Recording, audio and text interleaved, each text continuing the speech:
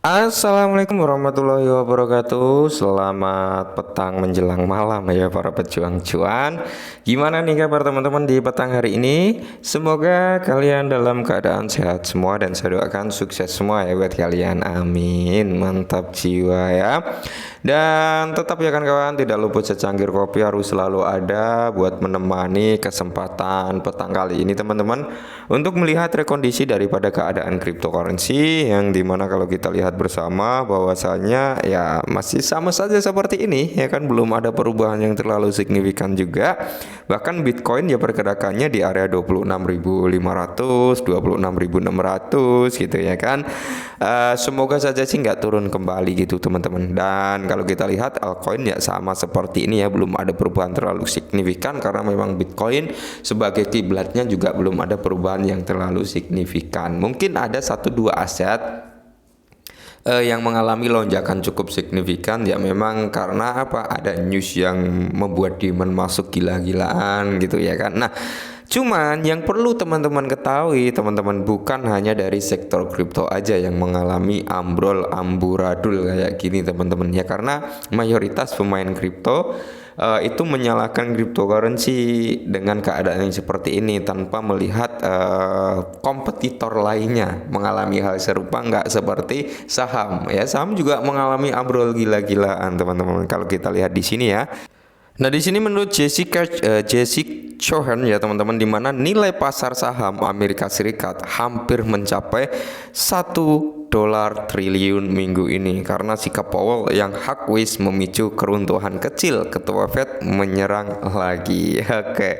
Jadi kalau kita lihat bersama di sini teman-teman ya, bisa kalian lihat sendirilah ya, Ketua Fed menyerang lagi dengan adanya kayak gini ya. Oh, ternyata bukan hanya dari faktor kripto aja nih yang mengalami crash, melainkan saham yang berada di Amerika Serikat sana juga mengalami crash cukup lumayan signifikan ya kan. Nah, seperti inilah teman-teman ya keadaan dunia perekonomian digital yang memang kurang baik-baik saja di tahun ini ya. Cuman yang perlu kita garis bawahi adalah tahun ini tahun terbaik buat melakukan akumulasi sampai halving tiba gitu teman-teman. Ketika sudah masuk halving, stop akumulasi, nikmati hasil ketika kita sudah akumulasi di tahun ini. Gitu teman-teman, mantap jiwa ya. Dan kita kembali ke sini teman-teman, karena di sini ada beberapa informasi nih yang mungkin buat para pemain cryptocurrency terutama para holder daripada XRP ya cukup harus tahu gitu ya kan. Ada beberapa informasi yang cukup menarik sebenarnya, walaupun presentasi harga XRP ini teman-teman ya belum menunjukkan tanda-tanda yang positif ya, dalam artian masih sideways lah, masih konsolidasi di level 5 kepala 5 gitu teman-teman, melainkan altcoin juga mengalami hal yang serupa sih ya, konsolidasi sideways ya, cukup panjang juga perjalanannya. Nah, langsung saja kita menuju ke TKP-nya teman-teman. Informasi yang pertama, di mana mitra Ripple Union Bank ya menjadi bank Filipina pertama yang menerima lisensi VASP penuh. Mantap jiwa ya. Jadi di sini mitra Ripple Unicorn Bank ya, Union Bank Filipina telah menerima persetujuan peraturan untuk sepenuhnya mengoperasikan bisnis aset kripto. Mantap jiwa, ini kayaknya masa depan cryptocurrency ini makin mantap jiwa ya nih kan. Nah, jadi di sini bisa dikatakan satu persatu, langkah demi langkah ya, tujuan daripada Ripple XRP ini mulai tercapai, karena memang tujuannya adalah untuk menggait sektor perbankan ya. Satu persatu nih kayaknya sudah mulai tercapai gitu teman-teman ya. Kita tinggal menunggu momen atau ledakan daripada XRP aja. Mungkin ledakannya akan terjadi di bull run yang akan datang tahun 2025 atau bahkan di tahun 2024 akhir udah menanjakan tanda-tanda yang cukup positif ya, kita nggak ada yang tahu. Nah, menurut laporan lokal, bank tersebut menerima izin dari Bangkok ya, Sentral Filipina awal pekan ini untuk berfungsi sebagai penyedia layanan aset virtual atau VASP kripto. Eri, tokoh terkemuka di komunitas XRP, menyoroti perkembangan tersebut dalam tweet untuk menggembarkan Ripple dan XRP. Mantap jiwa ya. Dan selain itu teman-teman, Ben Armstrong ya mengutip perkiraan lonjakan XRP 17.000 persenan ya, 17.359% menjadi presentasi harga sekitar 89 dolar di bull session nanti. Oke ya. Jadi di bull session teman-teman ya, banyak yang mempercayai, bukan hanya Ben Armstrong aja, banyak yang mengutip bahwasanya Ripple atau SRP ya, kita berbicara SRP, ada yang bilang bahwasanya harganya bisa sampai ribuan dolar, ada yang bilang di sekitar 50 dolaran, ada yang bilang di 100 dolaran, bahkan ada yang sampai 10.000 US dollar gitu ya kan. Nah, jadi berapa sebenarnya harga realistis untuk SRP? Ya mungkin kalau bisa sampai di bawah 100 dolar kayak gini ya, di area 89, 99 atau 98 gitu ya. Ini suatu hal yang cukup menarik buat kita yang hanya punya sekitar 5 SRP aja udah mendapatkan uang cukup banyak ya, jutaan rupiah gitu teman-teman, dengan modal di bawah 100.000. Nah seperti itu kan. Tapi kalau menurut saya pribadi teman-teman, bukannya saya mau ngendor-ngendorin ya, mau ngendor-ngendorin prediksi ini enggak, tapi mungkin di atas level 5 dolar lah, mungkin di 10 dolaran oke ya. Syukur-syukur memang benar bisa kesini, kita aminkan saja gitu teman-teman ya.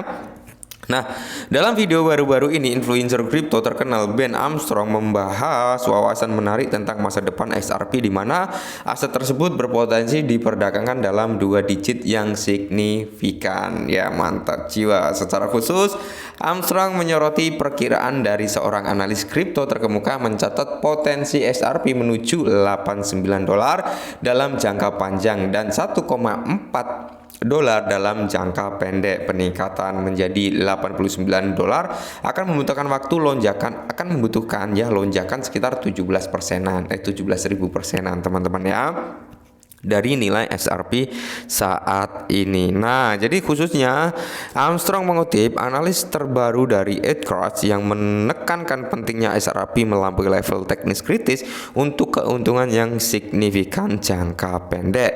XRP hingga di level 64, 74, 93 jangka pendeknya. Menurut analis, jika SRP ditutup di atas retracement Fibonacci 0,5 dengan presentasi 0,57 US dollar, aset digital mungkin berada di jalur menuju 1,4 US dollar teman-teman. Dalam analis retracement ya, Fibonacci retracement ini level 0,5 setara dengan level retracement 50% yang mewakili potensi titik balik harga suatu aset. Edcross mencatat bahwa proyeksi kenaikan pesat menjadi area 0,4 sudah dekat. Ya, ada 0,5 di Fibonacci di Fibo ya, di apa?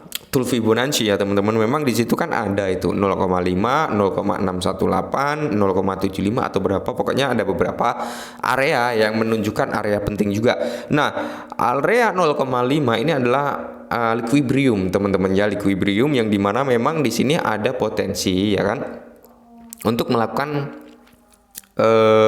ketika dia ngejebol potensi untuk kelanjutan harga jauh lebih tinggi lagi ada ya, tinggal dia ngejebolnya dalam tren bearish atau bullish ya kan. Kalau dari bawah ke atas ya mungkin ini akan menjadi suatu sinyal yang cukup positif, tapi ketika dia dari atas turun ke bawah dan level 0,5 ini nggak bisa ngenahan alias nggak bisa mantulin lagi ke atas, malah kejebol ya, otomatis di sini kemungkinan besar akan menjadi yang namanya penurunan. Nah, maka dari itu ketika menyentuh di level 0,5 itu di kisaran 0,57 US dollar untuk harga daripada SRP teman-teman ya, mungkin ini akan membawa presentasi kenaikan harga yang cukup signifikan, yaitu menuju ke area 1,4 dolar. Nah, kalau kita praktekkan dari chart ini teman-teman, daripada SRP sendiri ya, area equilibrium yaitu di area 0,5 teman-teman ya. Kalau kita ambil dari time frame daily, maka di sini terjadi di area di area supply teman-teman, karena di sini area penjualan cukup besar ya. Nah, ini adalah area supply. Oke. Dia masuk di equilibrium teman-teman, yang dimana yang kita prediksi adalah XRP ini kemungkinan besar ya, tujuan pertamanya dia adalah di area sini teman-teman ya, di area sini. Kalau di artikel tadi kan di kisaran 5,7 US dollar ya teman-teman, di area 0,57. Cuman itu dari time frame daily atau weekly saya belum lihat gitu teman-teman. Cuman kita ambil analisanya di daily ya. Ini kalau di equilibrium teman-teman ya, ini di area yang namanya drop base drop. Oke, yang dimana ini adalah area supply. Ingat, area supply itu adalah area penjualan yang cukup signifikan atau inklusif ya teman-teman ya. Yang dimana ada sedikit pergerakan, terus ada penurunan yang sangat signifikan. Ini adalah area supply. Nah, bedanya kalau area demand teman-teman, yang dimana di sini ya tiba-tiba dia naik yang cukup signifikan. Nah, di situ area demand ya, supply and demand. Ada juga yang namanya SNR ya teman-teman, supply and resistance gitu teman-teman. Jadi banyak sekali sih technical analysis nama-nama istilah yang ya bisa dikatakan seperti inilah ya. Oke, kalau menurut saya pribadi mungkin teman-teman yang akan tercapai daripada SRP ya ini di area sini, sebelum kalau dia memang ada news yang mungkin membawa presentasi harga penurunan ya kan, atau bad news, maka harga yang akan dicapai untuk penurunannya level terendahnya berada di kepala 33 teman-teman ya. Dan ketika dia mau turun kembali mungkin bisa di level 42 sampai di area kepala 4. Nah, ini yang perlu kita pasang jaring di area sini. Namanya technical analysis seperti ini teman-teman, dan namanya prediksi yang seperti kita bahas di artikel tadi itu 50/50 ya, karena prediksi dengan technical analysis itu ketika ada news yang benar-benar gila-gilaan yang membuat presentasi demandnya ini masuk gila-gilaan, maka ya nggak ada gunanya juga technical gitu ya.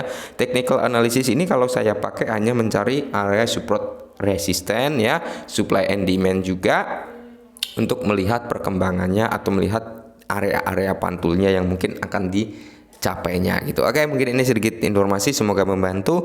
Salam cuan.